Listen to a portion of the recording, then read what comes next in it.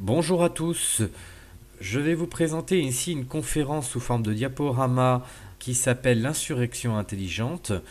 Elle est le fruit d'un travail de réflexion que j'ai mené sur plusieurs années à travers l'édition de mon blog qui s'appelle État de nécessité et qui vise à redonner à la population des outils permettant de nous insurger contre nos dirigeants actuels sans avoir besoin de sortir les fourches et les piques. Nous allons tout de suite visionner un petit peu le sommaire. Nous allons donc démarrer par une introduction au droit de résistance à l'oppression, puis nous attaquerons par un premier outil qui est la justice, puis ensuite la monnaie, le courrier aux institutions, la stratégie de l'envahissement, la presse alternative, puis nous terminerons cette conférence par un bref regard sur la psychologie des élites et une invitation à sortir de l'apathie générale. Alors pour bien démarrer cette conférence, il me semble utile de faire un bref rappel de ce que c'est que le droit de résistance à l'oppression. Socrate en parlait déjà dans la Grèce antique, mais en vérité ça a commencé à être codifié réellement à partir de la Révolution française. La première mention qui apparaissait dans la Déclaration des droits de l'homme de 1789, mais à cette époque c'est encore une révolution de bourgeois, et d'ailleurs on le sent particulièrement puisque dans l'alinéa 2 de cette Déclaration des droits de l'homme, il est précisé que ce sont les partis politiques qui ont la gestion de ce droit de résistance à l'oppression. Évidemment, c'est une vaste fumisterie quand on comprend un petit peu que les partis politiques, que ce soit ceux d'hier ou ceux d'aujourd'hui, sont en général pas du tout les alliés du peuple, puisqu'ils ne représentent que leurs intérêts et pas un objectif de défense de la nation entière. Il faudra attendre la Constitution de 1793, aussi appelée la Constitution de Robespierre, pour voir apparaître des articles dans ce qui est un préambule qui ressemble fort à une déclaration des droits de l'homme largement améliorée, qui soit beaucoup plus au service de la population. Et il y a ce célébrissime article 35 qui clôture cette espèce de déclaration des droits de l'homme, qui fait préambule de cette constitution, qui dispose que quand le gouvernement viole les droits du peuple, l'insurrection est pour le peuple et pour chaque portion du peuple le plus sacré des droits et le plus indispensable des devoirs. Ce qui est intéressant de remarquer, c'est que l'on parle bien d'un devoir. C'est un devoir moral que de résister à l'oppression, c'est pas seulement un droit. Pourquoi ? Tout simplement d'abord parce que vis-à-vis de notre propre génération, on ne peut pas se laisser abattre par un gouvernement qui nous trahit ou une armée ennemie qui viendrait nous attaquer. Il faut résister à l'oppression, c'est un devoir moral vis-à-vis de nous-mêmes, mais c'est aussi un devoir moral vis-à-vis des générations futures, dans le sens où lorsque vous laissez une oppression s'installer petit à petit, elle n'a vocation qu'à s'amplifier et aller vers toujours plus de totalitarisme. Donc c'est un devoir moral que de résister à l'oppression, et nous allons voir un petit peu plus loin de quels outils on dispose.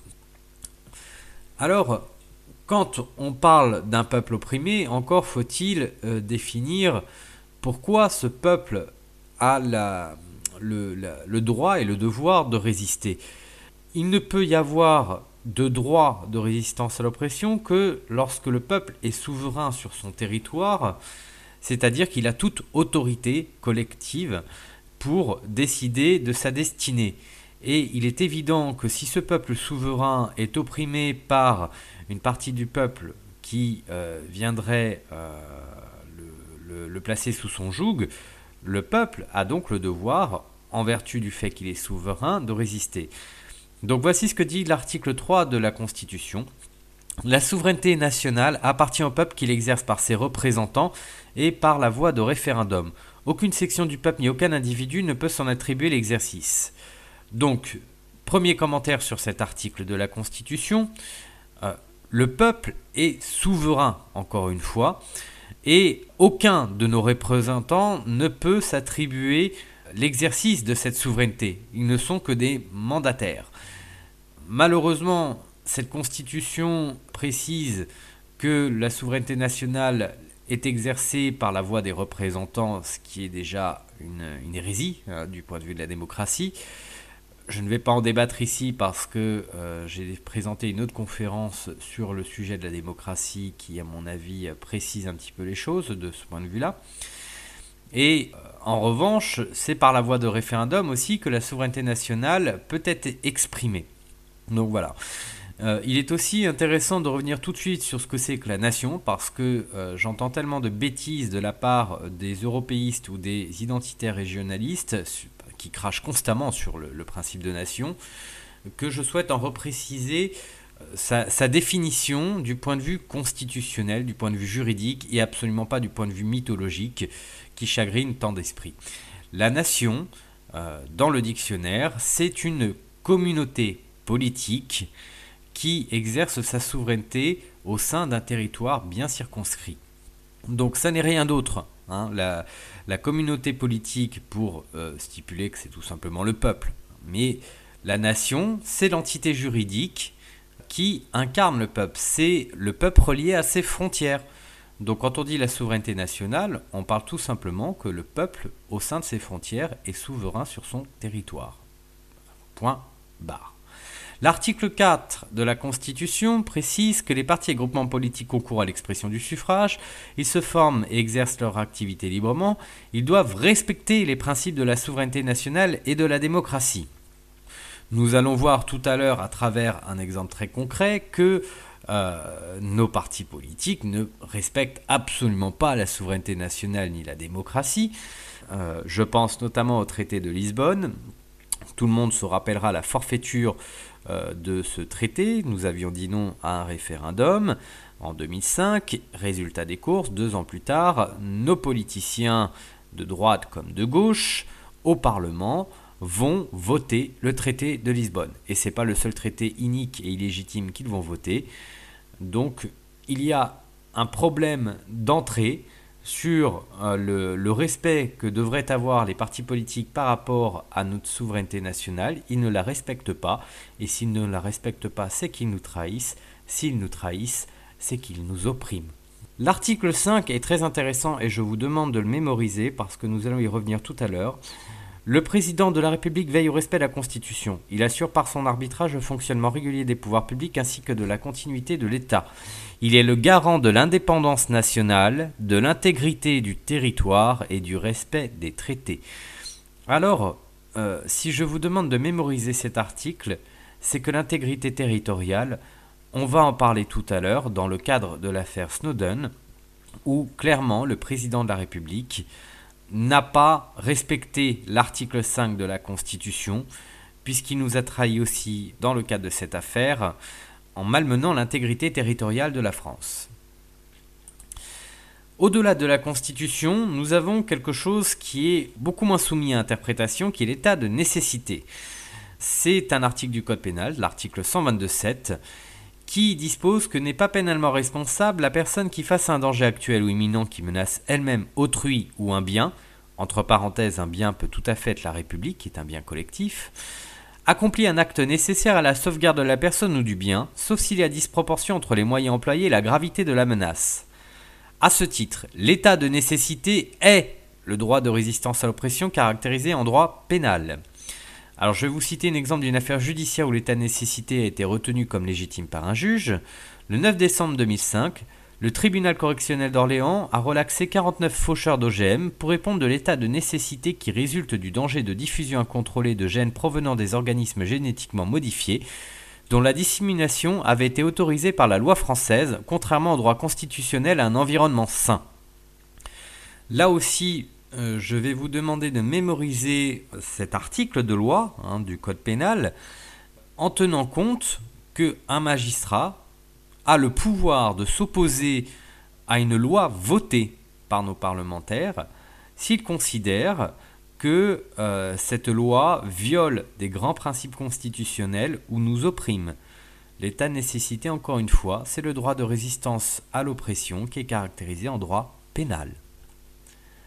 Alors, dans la Constitution, il y a quelque chose d'autre qu'on pourrait regarder, qui est la notion de haute trahison, puisque pour résister à l'oppression, il faut donc une entité qui nous opprime, et quand il ne s'agit pas d'une agression d'une puissance étrangère, bien souvent, c'est tout bêtement le pouvoir exécutif de notre propre pays qui opprime le peuple. Et quand il opprime le peuple, c'est qu'il ne répond plus de sa fonction qui est de garantir et protéger nos intérêts fondamentaux, il nous trahit.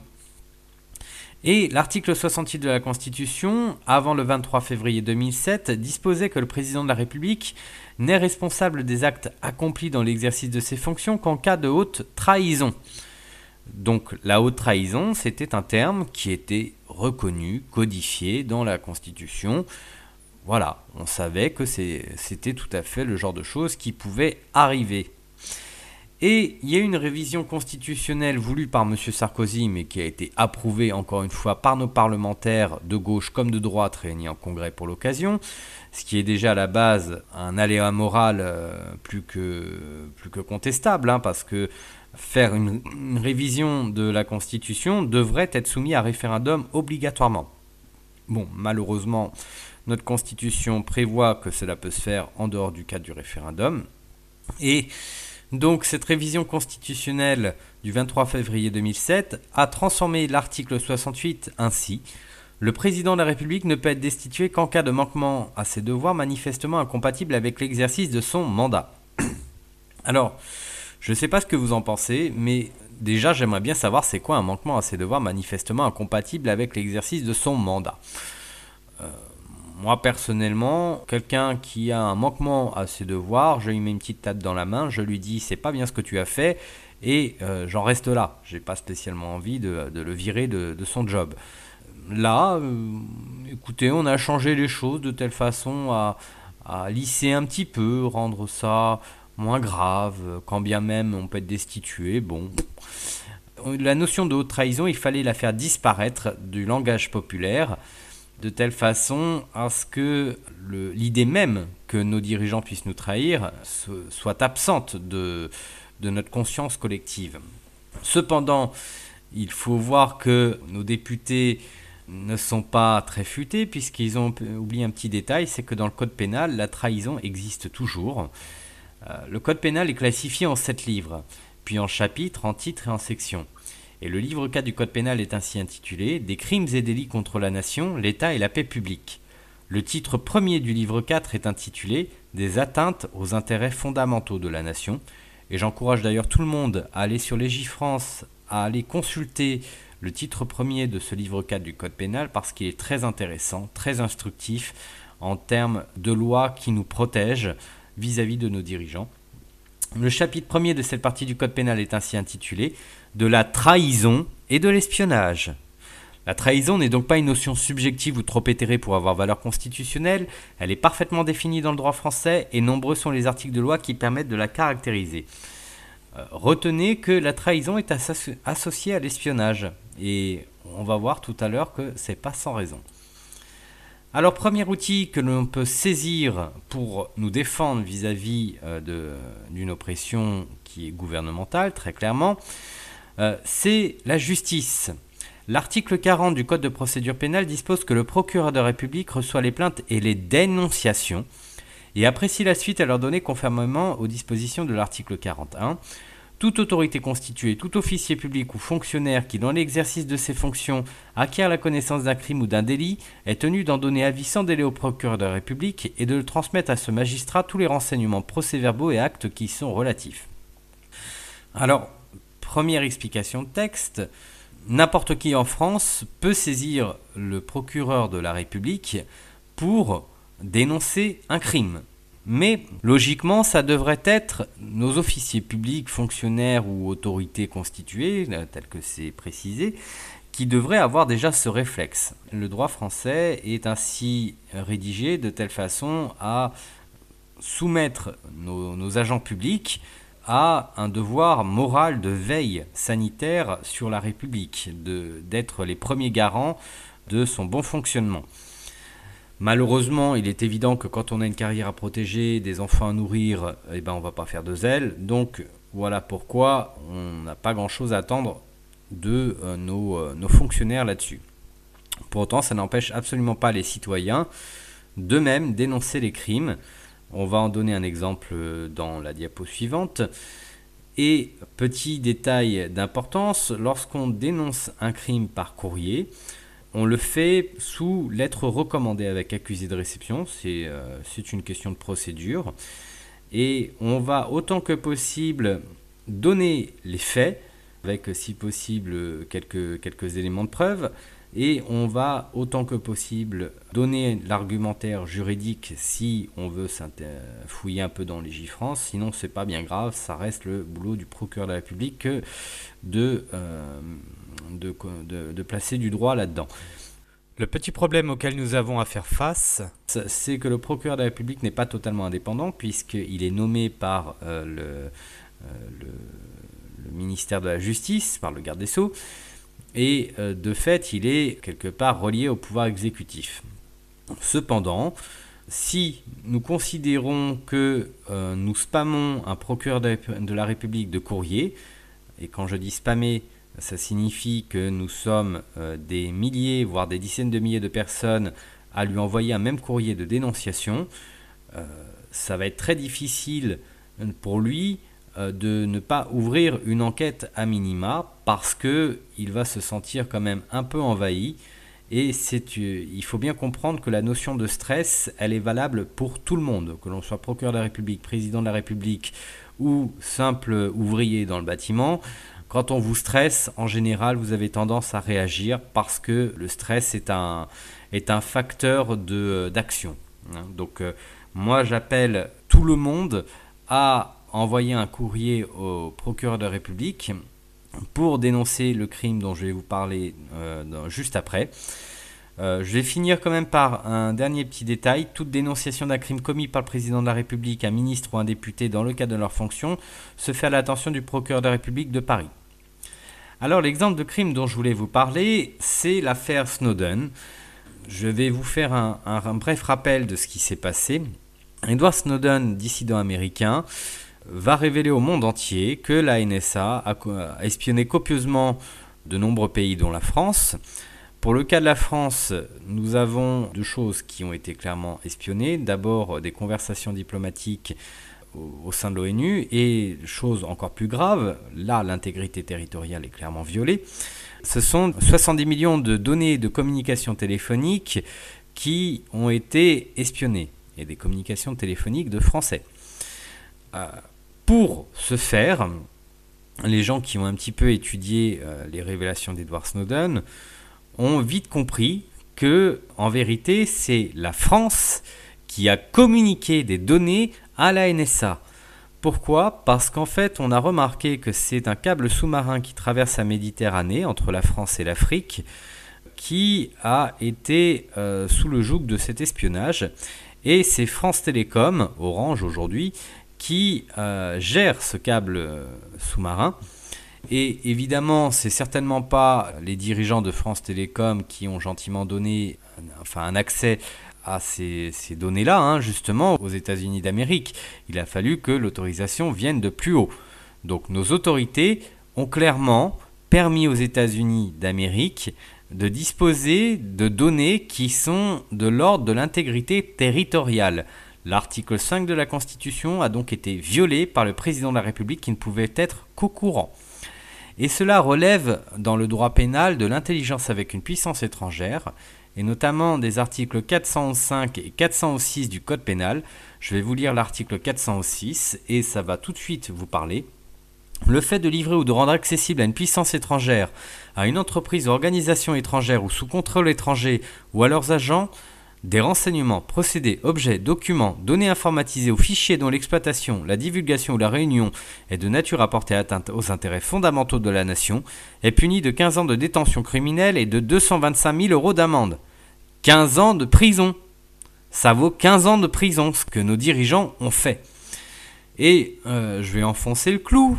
Souvenez-vous, nous avons l'histoire de l'avion d'Evo Morales qui rentre de Russie jusqu'en Bolivie. Et les autorités américaines soupçonnent qu'Edward Snowden est dans cet avion. Ils vont passer un petit coup de fil dans les pays européens qui sont concernés par la traversée de leur espace aérien par cet avion. Et la France, ainsi que d'autres pays, vont fermer leur espace aérien à un président de la République en voyage. C'est une affaire excessivement grave. Pourquoi ? Parce qu'on soupçonne qu'Edward Snowden est dans l'avion. Donc non seulement les États-Unis d'Amérique nous espionnent sans vergogne, ce qui aurait dû logiquement amener à une réaction du président de la République qui aurait dû être très ferme. Pour moi, déjà à la base, une puissance qui se veut être notre allié militaire qui nous espionne n'est pas un allié. On sort de l'OTAN. Ça aurait été déjà la première chose qu'on aurait dû faire. La deuxième chose, c'était de faire cesser toutes les négociations commerciales qui sont actuellement menées dans notre dos dans le cadre du projet TAFTA et évidemment d'appeler l'ambassadeur des États-Unis et puis de lui faire un bon rappel aux lois françaises et à la nécessité de conserver des rapports qui soient sains entre nos deux nations. Et il n'en a rien été. Nous sommes toujours les meilleurs amis des États-Unis d'Amérique qui, je le rappelle, sont un pays qui agresse tous les pays du monde, au Moyen-Orient, dans les pays arabes de façon générale. Il faut bien voir que ce sont les États-Unis qui mènent des guerres. Ce ne sont pas ces pays qui viennent agresser les autres. Ce sont les États-Unis les agresseurs.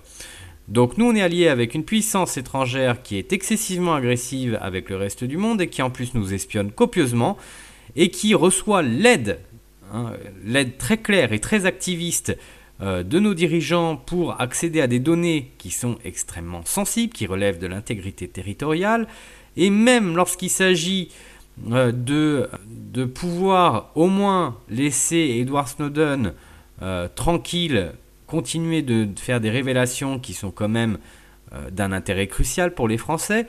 Non, là-dessus, on va aussi obéir aux États-Unis et fermer notre espace aérien, l'avion qui est soupçonné de transporter Edward Snowden en Bolivie. Donc là, nous sommes clairement dans le cas typique d'un crime de haute trahison. Et pour cela, notre président de la République ainsi que les ministres concernés devraient être destitués immédiatement. Ça n'est pas le cas. Et moi, j'avais écrit un courrier au procureur de la République et qui, malheureusement, comme j'étais seul, a reçu un avis de classement. Néanmoins, le courrier existe toujours. Il avait été lu par un avocat qui m'avait dit que l'argumentaire juridique était valable. Je laisserai le lien en fin de conférence.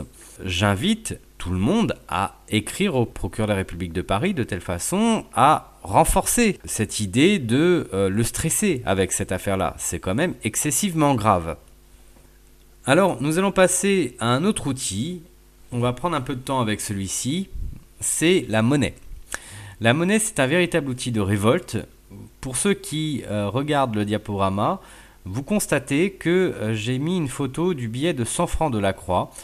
C'est une évocation du tableau d'Eugène Delacroix, le très célèbre tableau La liberté guidant le peuple, avec la Marianne tenant le drapeau tricolore et un fusil. Donc une évocation de la Révolution française, de notre droit à l'insurrection justement, avec évidemment les mots francs, puisque c'était à l'époque du franc, et la Banque de France. Ce billet, il est cher à beaucoup de gens qui ont connu le franc parce que il fait partie de notre mythologie nationale et il synthétise tout le pouvoir politique de la monnaie. Il faut bien voir que derrière la monnaie, il y a certes les aspects économiques de son utilisation, mais il y a aussi l'aspect politique.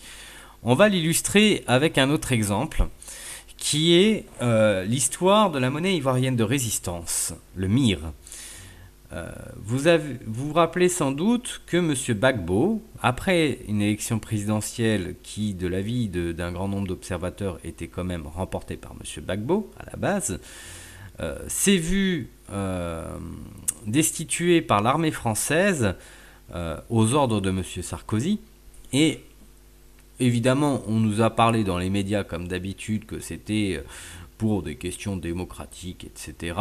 En vérité, non. Il s'agissait d'installer M. Ouattara, qui est une fripouille du FMI, qui allait accepter d'éviter de continuer le projet de M. Gbagbo, qui était de reprendre l'indépendance, enfin d'accéder à l'indépendance monétaire. Pourquoi ? Parce que c'est quelque chose qui n'est quasiment jamais évoqué dans nos médias, pour ne pas dire jamais, réellement jamais. C'est que la France est elle-même un empire monétaire. De nombreux pays en Afrique sont sous la zone franc.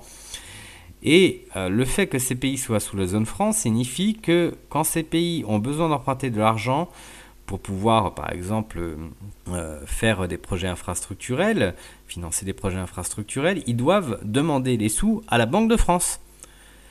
Donc, il y a forcément des intérêts à payer là-dedans. C'est exactement la même chose que l'euro à peu de choses près. Hein. Le franc CFA, c'est un euro africain. Et M. Gbagbo avait décidé pour la Côte d'Ivoire de se séparer du franc CFA pour disposer d'une banque centrale ivoirienne. Et il avait créé dans le MIR, la monnaie ivoirienne de résistance, à cette occasion, qui avait en plus comme vertu politique d'unifier les Ivoiriens sous le symbole d'une monnaie. Donc il y a dans les symboles qui fédèrent un peuple, une nation, on a évidemment l'histoire qui est chargée en mythologie. Nous avons le drapeau, nous avons la constitution, nous avons les grands principes qui fédèrent la nation, et nous avons aussi la monnaie. La monnaie est un outil politique. Venons-en à l'euro. Pour bien comprendre, encore un autre cas, il faut vraiment comprendre l'outil politique et la monnaie. L'euro, c'est un outil politique au-delà d'une monnaie. Alors techniquement, l'euro, c'est d'abord un panier de devises. Ça n'est pas une monnaie unique comme on nous le dit souvent. Je vais vous passer les détails techniques à ce sujet.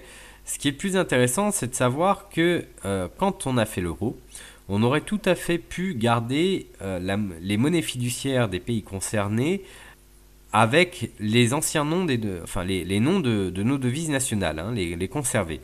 C'est-à-dire que rien n'empêchait d'abord que tous les échanges scripturaux se fassent en euros directement, donc entre les pays, donc ça ne posait absolument aucun souci, et que les échanges beaucoup plus rares de monnaie fiduciaire, c'est-à-dire par exemple, imaginons qu'un Français aille en Allemagne et veuille régler ses achats en francs, c'était possible, puisque c'était une monnaie partagée qui était assujettie à l'euro, qui était adossée à l'euro. Les Allemands auraient pu accepter nos francs de la même façon que nous aurions à accepter leur marque. Les banques centrales se seraient tout bêtement arrangées entre elles pour pouvoir se repasser ce genre de coupure. Mais voilà, il n'y avait strictement rien qui l'empêchait. Mais on voulait rendre les populations concernées de la zone euro européistes, puisque le projet, c'est de nous déshabiller de notre identité nationale pour créer une identité factice qui est le sentiment de citoyenneté européenne. Ce qui est une folie parce que nous avons 24 langues différentes dans l'Union européenne. Être européen, c'est à la rigueur un point de vue ethnique, du point de vue les blancs sont souvent dits indo-européens, donc d'ailleurs voyez le côté un peu racialiste du projet. C'est pas avec les Africains qu'on va s'allier, c'est pas avec les Asiatiques, non, c'est directement entre Européens, entre Blancs, très clairement. Donc, ça n'existe pas, le peuple européen. Mais pour pouvoir le faire exister fictivement, on va politiquement faire des choses comme nous poser des drapeaux partout, y compris sur le fronton de nos écoles, ce qui est quelque chose d'absolument gravissime pour moi, parce que politiser l'école, c'est quand même quelque chose de profondément immoral. Mais on ne se contente pas des drapeaux européens, on a voulu faire en sorte que les peuples puissent palper de la monnaie européenne appelée euro de telle façon à ce qu'on ne puisse pas faire autrement que de reconnaître notre appartenance à l'Union européenne. Voilà à quoi sert l'euro, c'est un outil politique.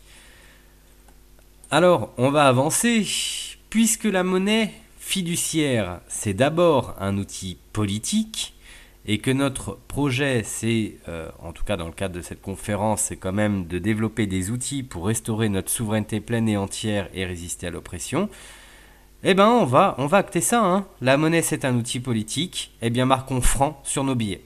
C'est la meilleure façon de signifier que nous sommes encore le peuple souverain en France et que puisqu'on nous a volé notre monnaie, qu'on nous a volé notre référendum, eh bien nous allons récupérer tout cela en rédigeant franc sur les billets de banque. Nous allons voir que juridiquement ça se tient, je vais vous le faire voir. Ce qui est intéressant, c'est le côté viral. Quand vous notez franc sur un billet, vous n'êtes pas en train de dénoncer quelque chose, vous n'êtes pas en train d'imposer un point de vue politique qui soit de gauche ou de droite, ou en train d'accuser les banquiers d'être les voyous qui nous oppriment. Non, vous dites simplement, nous sommes souverains, nous souverainement, nous resterons notre monnaie nationale qui est le franc. Donc, c'est un acte politique que de le faire, qui est très simple. Et comme la monnaie passe de main en main, comme je vous le disais, c'est très viral et ça ne pourra que se voir assez rapidement. Nous allons maintenant nous intéresser à la question juridique d'une telle révolte, parce que cette question m'a été souvent posée. On va commencer d'abord par une jurisprudence qui date du 4 juin 1975. Je ne sais pas si vous vous souvenez, mais il y a eu de nombreuses affaires de billets brûlés, Gainsbourg étant la plus célèbre, mais ça n'a pas été le seul. Et il ne s'est rien passé. Et pourquoi il ne s'est rien passé? Moi, je pense que c'est lié à cette jurisprudence du 4 juin 1975 qui dispose que les billets de banque, simples signes monétaires qui ne contiennent ni n'opèrent actuellement obligation, disposition ou décharge, ne rentrent pas dans la catégorie des pièces dont l'incendie ou la destruction volontaire sont réprimées par l'article 439 du Code pénal. Pour information, l'article 439 du Code pénal, c'est en gros l'interdiction de détruire ou altérer des biens publics, des documents officiels, des choses comme ça. Attendu qu'en l'état de ces motifs, d'où il résulte que pour des causes affectant l'action publique elle-même, les faits ne peuvent légalement comporter une poursuite ou que, à les supposer démontrés, il ne saurait constituer aucune infraction punissable. La Chambre des mises en accusation a justifié sa décision, d'où il suit que le moyen ne saurait être accueilli. Donc, pour la petite histoire, cette jurisprudence, c'est lié à une affaire de billets de banque brûlés. Je ne vais pas la relater ici, c'est pas ce qui nous intéresse.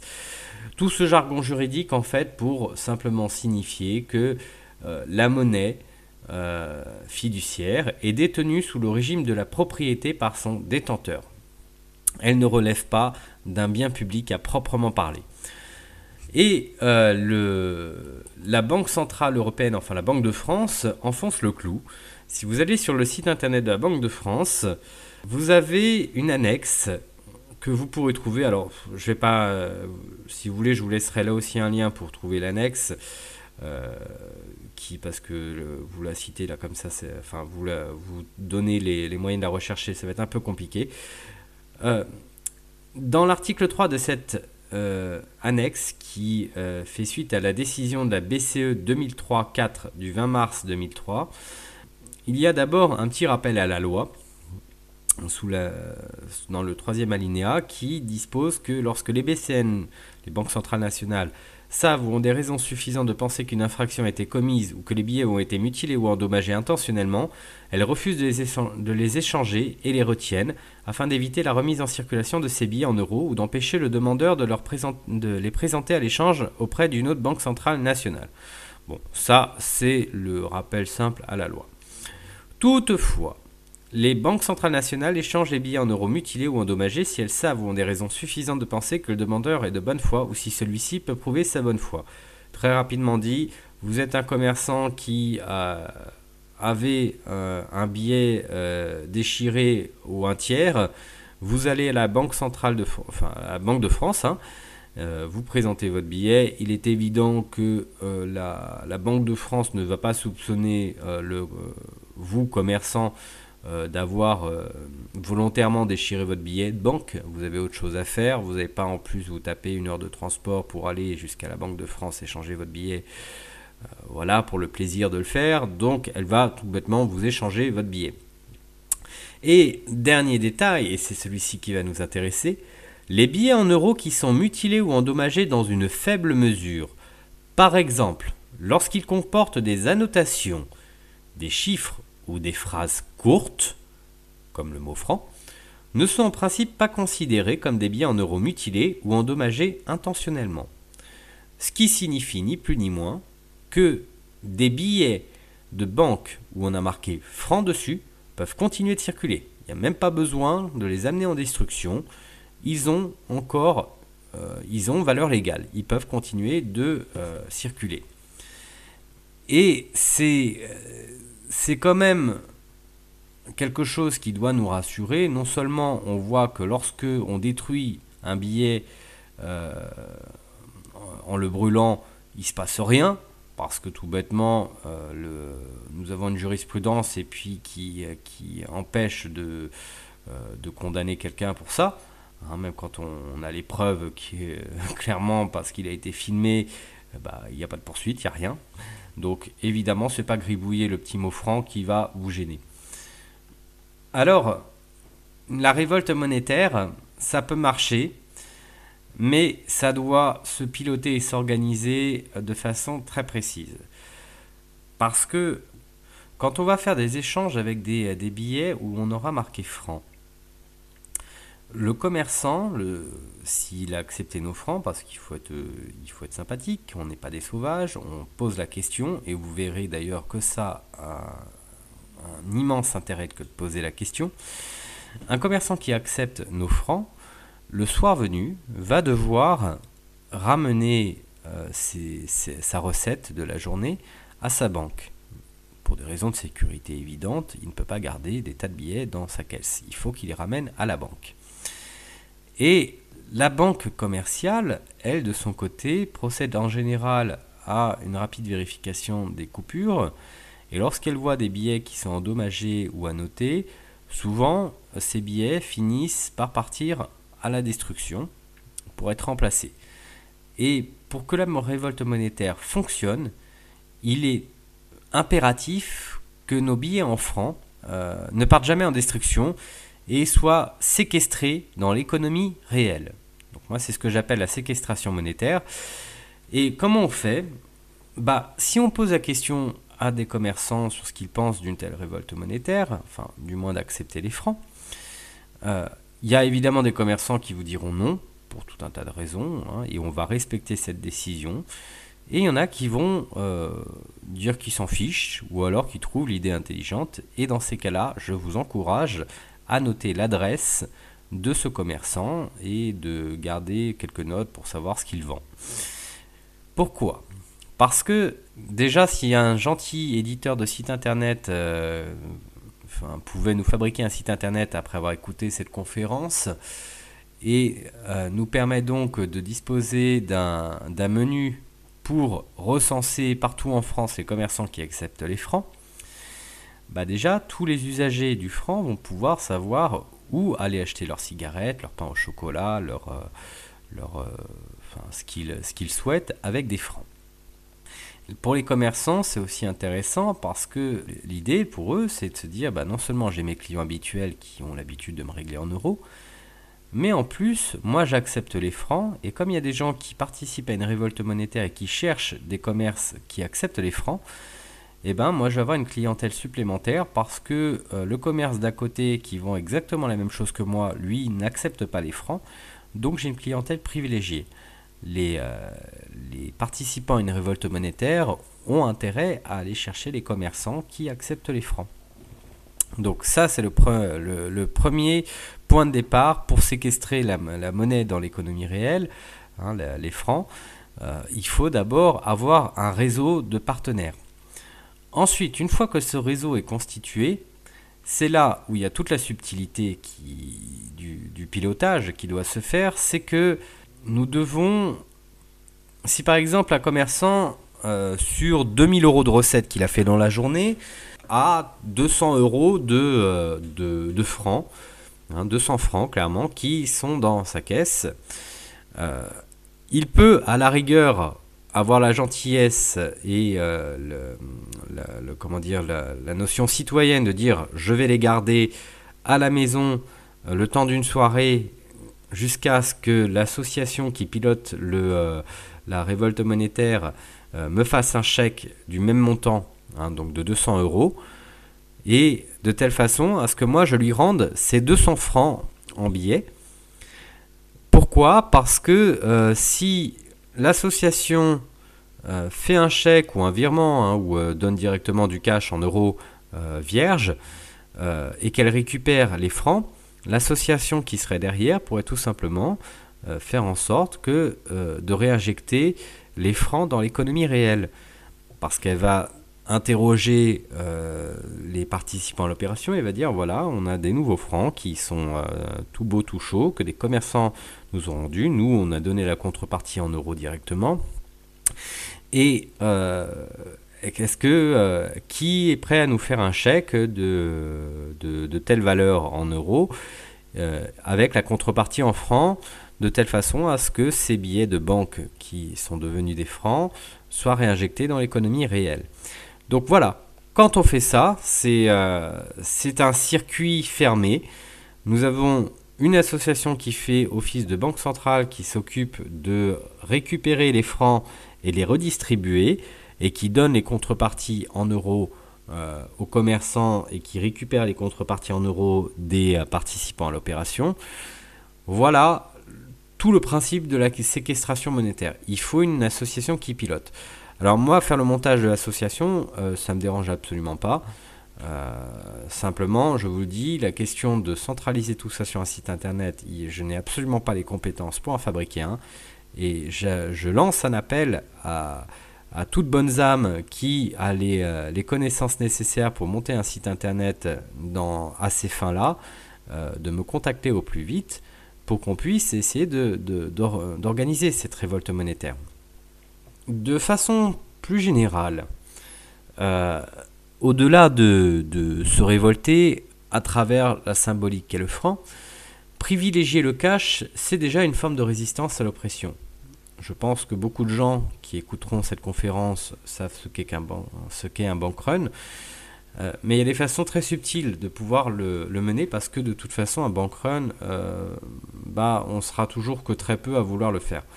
Par contre, déjà, il faut savoir que les patrons de PME qui ont quelques employés peuvent y contribuer en versant tout ou partie d'un salaire en espèces tant que le seuil de 1 500 € n'est pas atteint.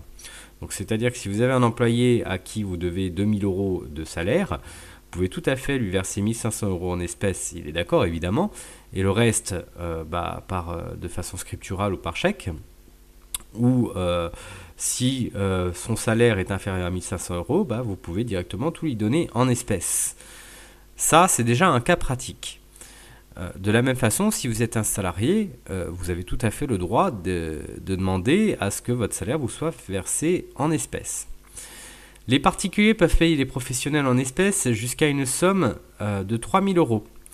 La même somme de 3 000 €, le même plafond, peut se faire pour les paiements entre les professionnels. Donc voilà, déjà, si on privilégie les espèces de façon générale dans nos paiements, ça permet d'imposer aux banques de disposer du cash nécessaire pour approvisionner les acteurs économiques qui souhaitent utiliser les espèces. Et pourquoi c'est important ? Parce que lorsque vous lisez sur votre relevé de compte que vous êtes créditeur de par exemple la somme de 1 000 €, cela signifie que votre banquier vous doit cette somme, non qu'il la possède réellement.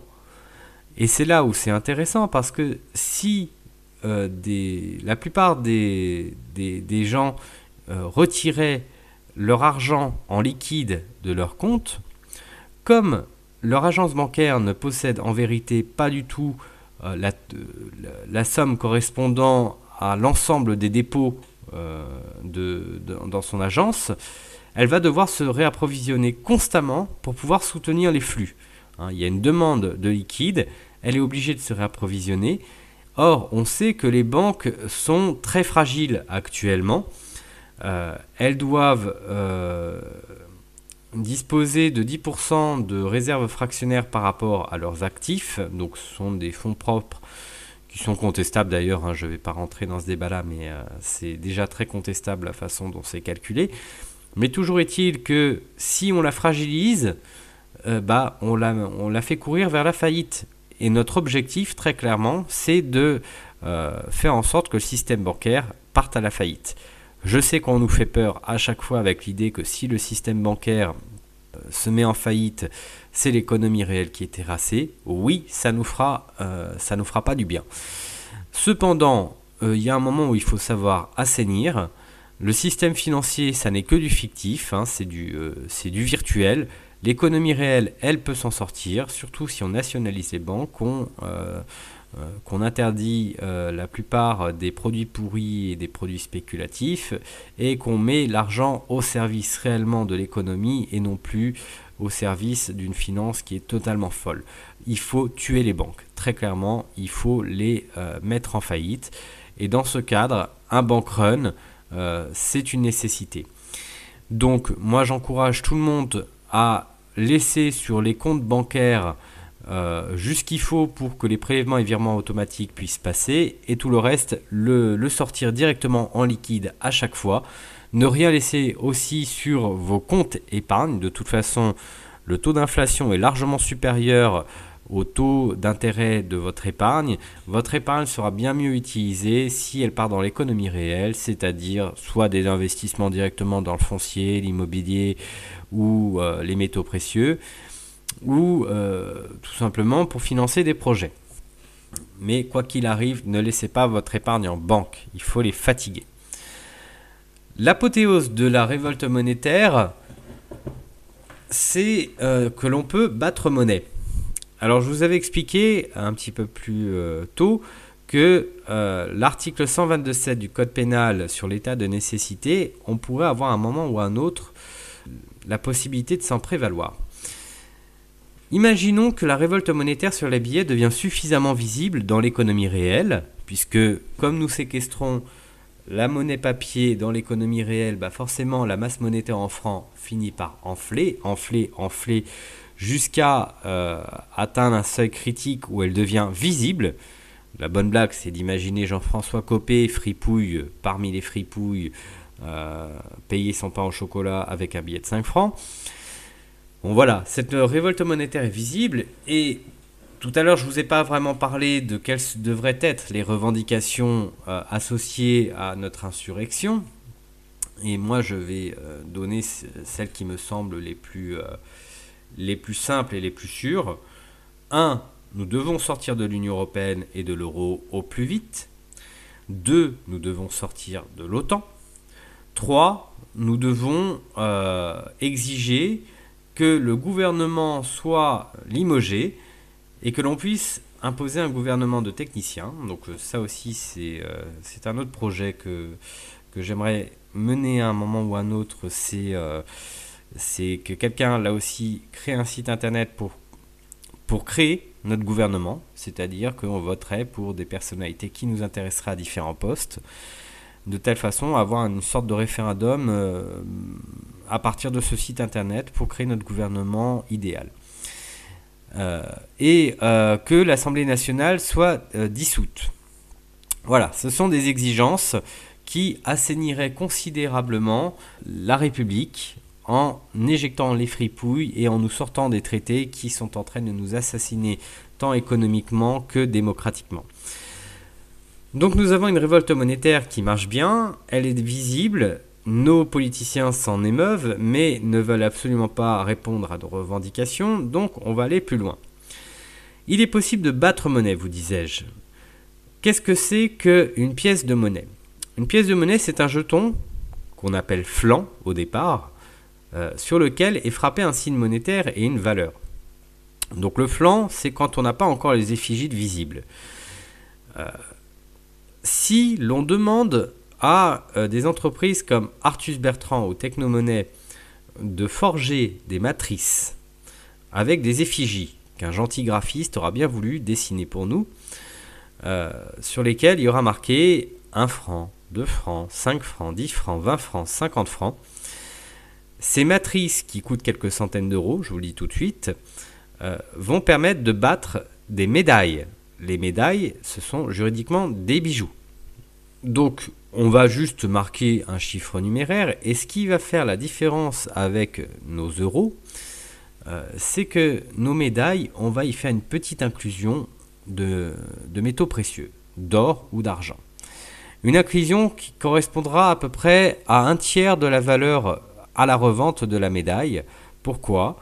Parce que entre les coûts de fabrication, les coûts de frais de port, la fiscalité et tout un tas de frais connexes, il faut considérer à peu près qu'une médaille qu'on ferait fabriquer qui vaudrait 20 euros, dont la somme, la valeur numéraire de la médaille aurait marqué 20 francs, par facilité on la vendrait 20 euros, contiendrait quelques milligrammes d'or, et par rapport au prix du cours, ça correspondrait à peu près à un tiers du prix de 20 euros, donc à peu près entre 6 et 7 euros. On ferait ça simplement pour garantir que l'on pourrait continuer la production. Parce que si évidemment on est perdant dans l'affaire en mettant 20 euros d'or dans une médaille de 20 francs, avec les frais de production, de fiscalité comme je vous disais, etc., on ne s'en sort pas. On met la clé là sous la porte tout de suite. Nous, ce qui nous intéresse, c'est de pouvoir battre monnaie et d'avoir des pièces de monnaie qui aient une valeur réelle. Ce n'est pas des pièces en copro-nickel, ce sont des pièces qui ont une valeur pour n'importe quel commerçant. Si nous étions dans le cas d'une hyperinflation, avec les traités européens, je ne pense pas que ça puisse arriver quand bien même nous avons un taux d'endettement public qui pourrait tout à fait nous y pousser. Mais comme la Banque centrale n'a pas le droit de prêter directement aux nations, on ne risque pas en tout cas pour le moment l'hyperinflation. Mais en cas d'hyperinflation, vous avez le choix, vous êtes commerçant, vous avez le choix entre une brouette de billets de banque pour vendre votre baguette et une petite piécette qui contient quelques milligrammes d'argent. Qu'est-ce que vous choisissez? La pièce qui contient de l'argent, parce qu'elle a une vraie valeur. Et inutile de vous dire que la pièce en copro-nickel, vous en foutez complètement. Elle vaut déjà beaucoup moins que la brouette de billets qui vous casse un peu les pieds. Donc c'est déjà c'est une monnaie de nécessité, c'est-à-dire qu'on la thésaurise. On ne l'injecte pas dans l'économie réelle, surtout pas, on se contente de la thésauriser. Donc on achète chaque mois quelques pièces de 1 franc, de 2 francs, de 5 francs, de 10 francs, etc. On se construit un petit capital en se disant que ça pourra un jour servir. Et comme le site internet permet de visualiser le nombre de personnes qui achètent ces pièces, on connaît le poids politique que l'on a. Parce que si par exemple, on devait arriver à par exemple 2 millions de personnes achetant des francs, vous vous rendez compte, c'est un véritable référendum. On a la garantie que les Français sont vraiment résistants au système au point d'acheter des pièces qui s'appellent francs, qui ont une vraie valeur monétaire et qu'ils peuvent injecter dans l'économie réelle au moment où bon leur semblera. Donc évidemment, c'est à l'association de dire à quel moment il faudra le faire. Si nos dirigeants refusent nos revendications et qu'on a un certain poids politique parce qu'on a beaucoup de détenteurs de francs, on est dans la capacité de dire, eh bien, puisque vous ne voulez pas jouer le jeu, nous reprenons totalement le contrôle de notre monnaie à minima fiduciaire et nous sortons de l'euro dans les faits. Nous avons désormais des pièces qui nous permettent de concurrencer l'euro très largement parce que ce sont des pièces qui ont une vraie valeur. Alors, certains me diront, oui, mais comme dans tes pièces, il y a quand même 3 fois moins d'or ou d'argent qu'au prix du cours, c'est pas intéressant. En fait, si. Parce que j'ai pas fait un petit cours de finance, d'autant qu'il y a bien meilleur spécialiste que moi, mais vous savez que la finance se crache cycliquement et que pour ceux qui suivent un petit peu l'actualité financière, on sait que les bulles actuellement qui gonflent, notamment aux États-Unis, ce sont les prêts étudiants. Nous avons aussi la bulle du gaz de schiste, nous avons toujours le problème de l'immobilier qui n'est pas du tout réglé en vérité. Nous avons une probable bulle sur Apple qui finira par péter. Et le dollar et le yen sont aussi des devises qui sont mortes. À proprement parler, là, elles sont en état de survie parce qu'ils essaient de les faire tenir. Mais le yen risque de se cracher. et la géopolitique actuelle avec l'affaire de l'Ukraine fait que la Russie et une bonne partie de l'Asie sont en train de chercher à se désolidariser du dollar. Donc voilà, on peut se dire que ça risque de secouer à nouveau sur les places financières à un moment ou à un autre. Et dans ces cas-là, les spéculateurs apprécient de se réfugier sur les métaux précieux. Et qu'est-ce que ça provoque? Une hausse des cours. Hausse des cours qui est particulièrement marquée, d'autant que ces derniers ont tendance à acheter ce qu'on appelle des ETF, c'est-à-dire des papiers qui valent une certaine quantité d'or ou d'argent. Et on sait qu'il y a 100 fois plus d'ETF que d'or physique, d'or réel, sur lesquels les ETF sont adossés. Donc ça veut dire que si vous avez 100 fois plus d'ETF, très concrètement, si jamais il y a une flambée des cours et que les investisseurs veulent récupérer leur or physique directement, échanger leur papier contre de l'or physique, il y en a un qui va obtenir son lago et 99 autres qui vont être sur le carreau, puisqu'il y a tout simplement une pénurie d'or. Ce qui va faire monter encore plus les cours. Et faut savoir que lorsqu'il y a un krach financier, en général, les ETF, c'est pas du tout ce qui est réellement recherché. On veut vraiment du solide, hein. On veut vraiment se garantir de pouvoir transporter nos capitaux avec quelque chose de sûr, tel que l'or ou l'argent. Il y a aussi d'autres produits, mais l'or ou l'argent resteront toujours des valeurs sûres. Donc dans ce cadre, quand nous avons des cours qui explosent vers le haut du fait d'un krach financier, eh bien votre pièce qui contenait 6 ou 7 euros d'or, hein, votre pièce de 20 francs qui contenait 6 ou 7 euros d'or, dans le cadre d'une hausse des cours explosive, peut du jour au lendemain valoir 30 ou 40 euros. Hein, parce qu'elle contient simplement une quantité d'or et les cours ont augmenté. Donc il ne faut pas non plus craindre le côté... il ne faut pas être embêté à l'idée de se dire on n'a pas beaucoup d'or dans la pièce. Enfin, dernier détail qui est quand même intéressant, c'est que acheter un demi-Napoléon, qui est la plus petite pièce qui pèse presque 3 grammes d'or, au prix du cours, c'est de toute façon plus de 100 euros à dépenser. Tout le monde n'a pas la capacité de placer 100 euros directement dans de l'or. Quand on va acheter pour 10 ou 20 euros de pièces chaque mois contenant un peu de métaux précieux, ma foi, on a quand même une facilité de pouvoir investir tranquillement dans de l'or. Donc voilà, il y a ça.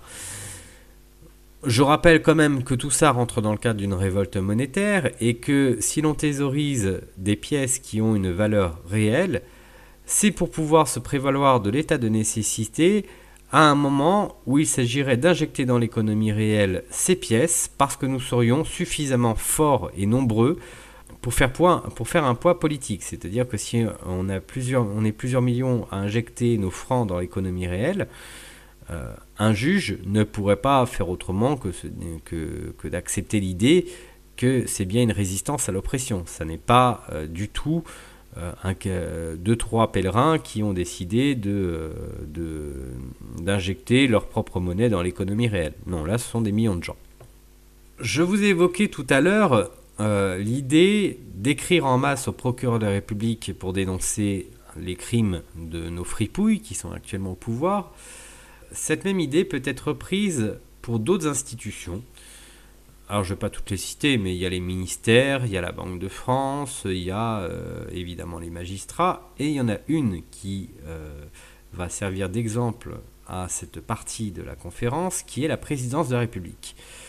Le portail internet de l'Élysée nous permet d'apprendre que tous les jours, le président de la République reçoit entre 1500 et 2000 lettres ou courriels de personnes qui attendent en retour une réponse rapide et personnalisée à leurs requêtes, leurs témoignages ou leurs réflexions. Donc voilà, nous avons déjà un objectif à dépasser, 1500 à 2000 lettres ou courriels.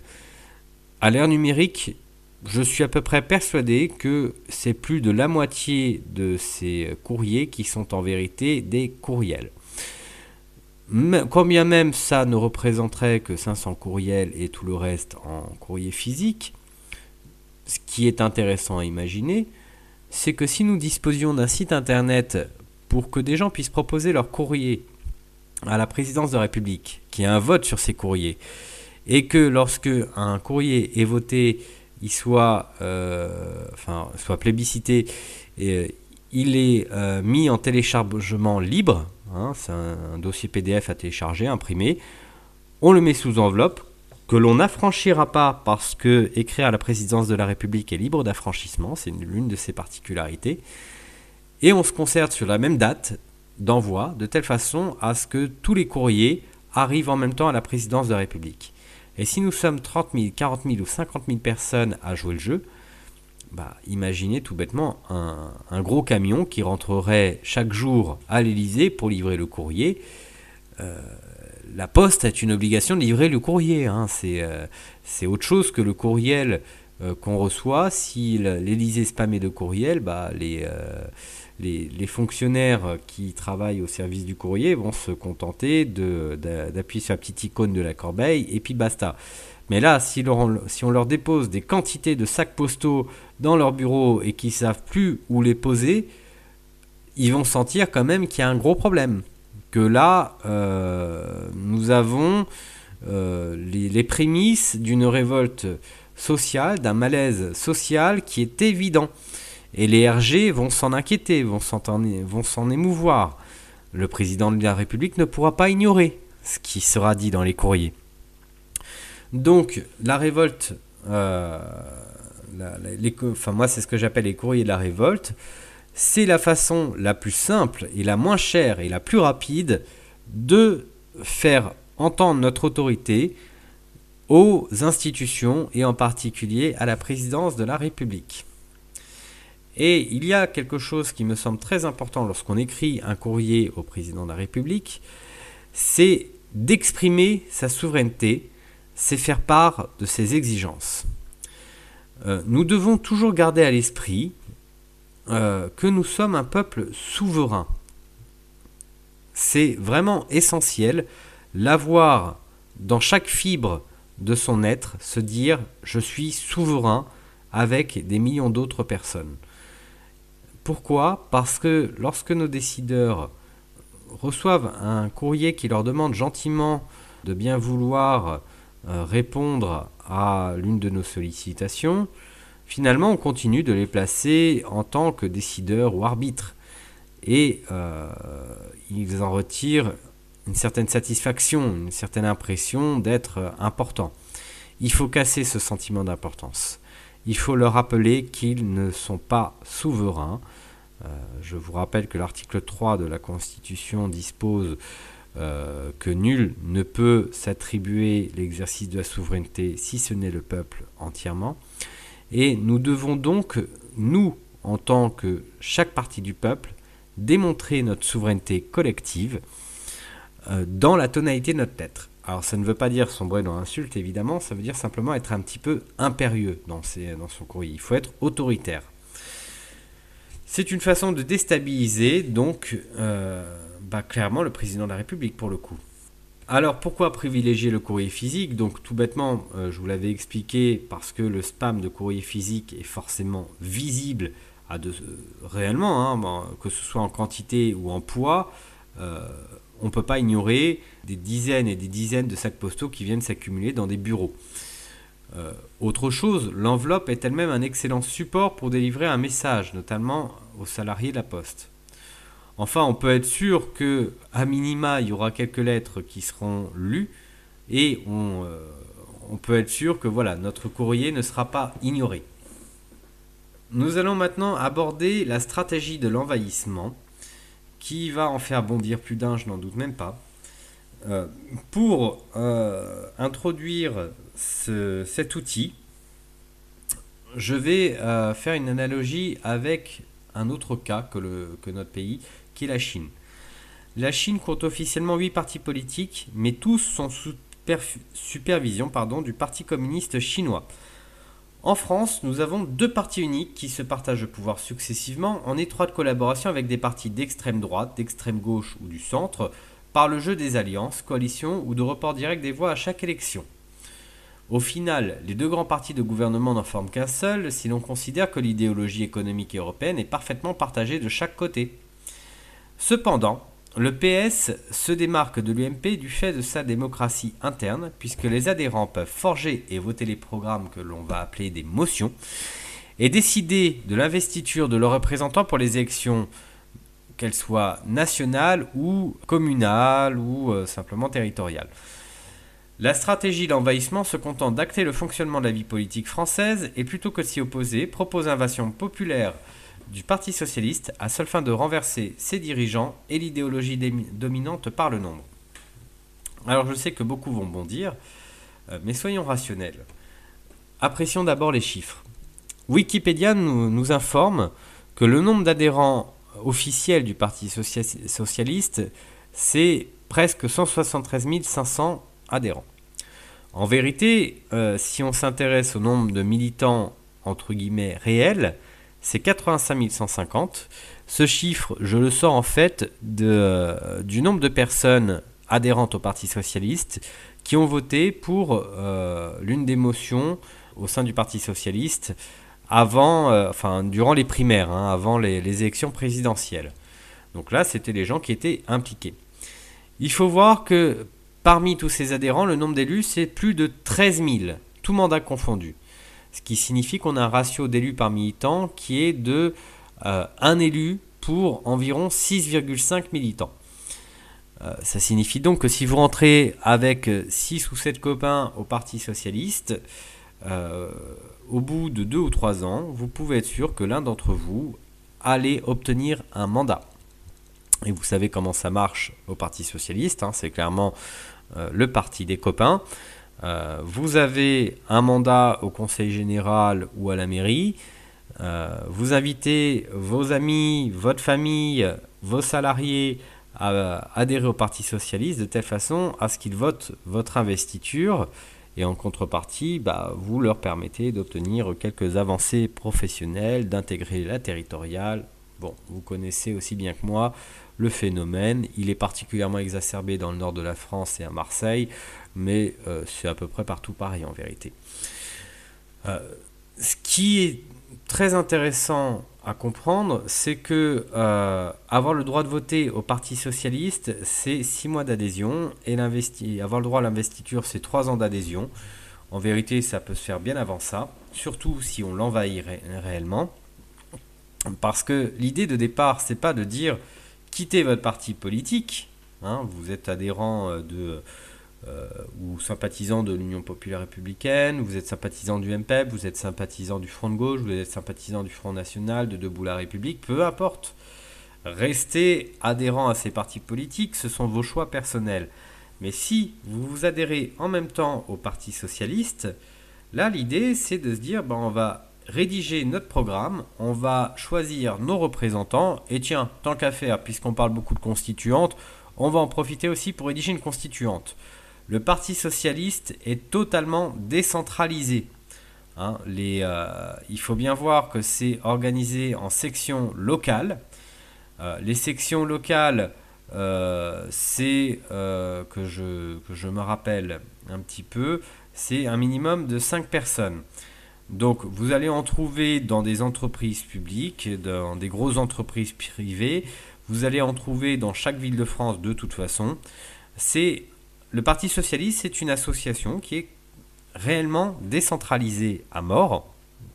Et en cela, c'est un très bon outil parce que si l'on veut rédiger un programme tous ensemble, un programme d'assainissement, eh bien, ça va se discuter dans chaque section locale et ça va remonter à chaque fois dans chacune des sections pour que tout le monde approuve les propositions jusqu'à ce qu'on finisse par être tous d'accord. Et si l'on est nombreux, eh ben, on pourra faire accepter notre programme, notre constitution et les dirigeants que l'on souhaite. On va évaluer un petit peu combien nous sommes. D'abord, si l'on additionne les voix du Front National, du Front de Gauche et de Debout la République et des autres mouvances politiques plutôt réfractaires aux traités européens et au modèle économique subi jusque-là, nous sommes plus de 13 millions de Français plus ou moins engagés politiquement sur ces sujets. 13 millions, c'est pas un petit chiffre. Maintenant, si l'on considère les vues YouTube ou le nombre de j'aime sur Facebook, s'agissant des notoriétés politiques ou économiques plus pointues techniquement sur ces questions, nous pouvons tabler sur un chiffre de plus de 30 000 personnes ayant une excellente culture institutionnelle et économique. Enfin, maintenant, si l'on considère les réseaux plus activistes sur les mêmes sujets, malheureusement, nous sommes que quelques dizaines, allez, tout au plus quelques centaines de réels activistes sur ces questions. C'est là où nous devons viser un objectif clair, c'est que tous les gens qui sont sur les réseaux sociaux, qui en ont marre du système, qui sont un peu éparpillés politiquement dans des partis qui sont plus ou moins sulfureux, ou qui simplement se contentent de dire il faut récupérer notre souveraineté pleine et entière, point barre, il faut que ces gens comprennent qu'il faut se fédérer à travers un même organisme. Et le Parti Socialiste, après tout, c'est la matrice. Vous pouvez penser au film Matrix. Il faut rentrer dans la matrix pour pouvoir changer le système. Bon, voilà, rentrons dans la matrice, rentrons dans le parti unique et utilisons-le. Nous avons comme objectif à atteindre 1000 adhérents nouveaux et bien éduqués politiquement. Vous pouvez vous dire qu'ils feront clairement bouger les lignes dans les sections, puisque ces envahisseurs-là vont discuter évidemment avec les anciens, vont leur expliquer un petit peu des questions de traité qu'ils ne connaissent pas, des questions constitutionnelles, des questions monétaires. Voilà, la plupart des socialistes, je suis navré de le dire, mais ne sont pas très éduqués sur ces questions. Donc c'est aux gens réellement éduqués de venir faire de la pédagogie au sein du Parti Socialiste. Et vous pouvez être sûr qu'il y aura au minimum un tiers des anciens socialistes qui vont se montrer très intéressés. Si vous êtes charismatique et enthousiaste pour faire de la pédagogie sur ces questions-là, je peux vous assurer que vous allez être écouté. Si nous atteignons le chiffre maintenant de 10 000 adhérents nouveaux, d'envahisseurs, très clairement, on va déstabiliser la direction du Parti Socialiste ainsi que toute l'idéologie véhiculée par ce parti.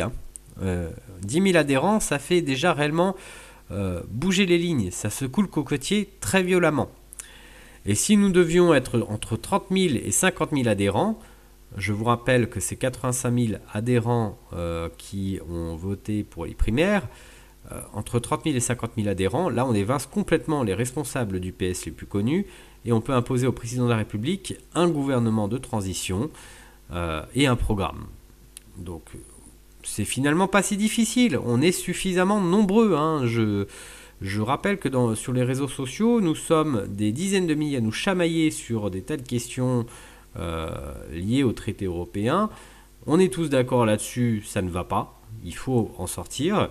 Simplement, comme on est divisé à travers différentes officines politiques, on n'est pas capable de se fédérer en considérant que ce qui est important, c'est pas d'être de gauche ou de droite, c'est simplement de se dire que notre bien collectif, c'est la République française. C'est ça que l'on doit protéger, c'est le bien commun. Et quand on fait de la politique, il me semble que c'est pas faire... on n'est pas censé défendre des idéaux pour le peuple de gauche ou le peuple de droite, ça c'est des foutaises. Quand on est investi dans la politique, c'est parce qu'on croit très fermement, enfin en tout cas il me semble, moi c'est en tout cas mon engagement, pour le peuple tout entier, en étant complètement indifférent aux sympathies partisanes de chacun. Ce qui nous intéresse, c'est le bien commun. Donc, comme le PS fonctionne au travers de sections, c'est vraiment facile de l'envahir ou de monter sa propre section directement et de tout refaire. Nous sommes assez nombreux. Dernier outil que nous allons évoquer, c'est la presse alternative. On va faire un petit rappel historique. À la veille de la Révolution française, moins d'une soixantaine de publications paraissent en France. Ce sont généralement des gazettes que s'échangent les bourgeois, des documents manuscrits de quelques pages, pour se tenir un peu au courant des nouvelles de l'Europe, entre autres, ou des avancées des sciences, des arts, etc. Et entre 1789 et 1799, ce sont plus de 1300 organes de presse qui vont apparaître. Donc c'est une explosion de la presse. C'est la presse n'a même pas seulement accompagné la Révolution française, elle a carrément été son moteur. Une autre révolution bien connue a été clairement accompagnée par la presse, c'est la révolution bolchevique en Russie, qui a commencé par la création et la distribution de journaux par les ouvriers russes. Et Lénine, depuis l'étranger, éditait l'Iskra, l'étincelle en russe, qui était distribuée par des ouvriers.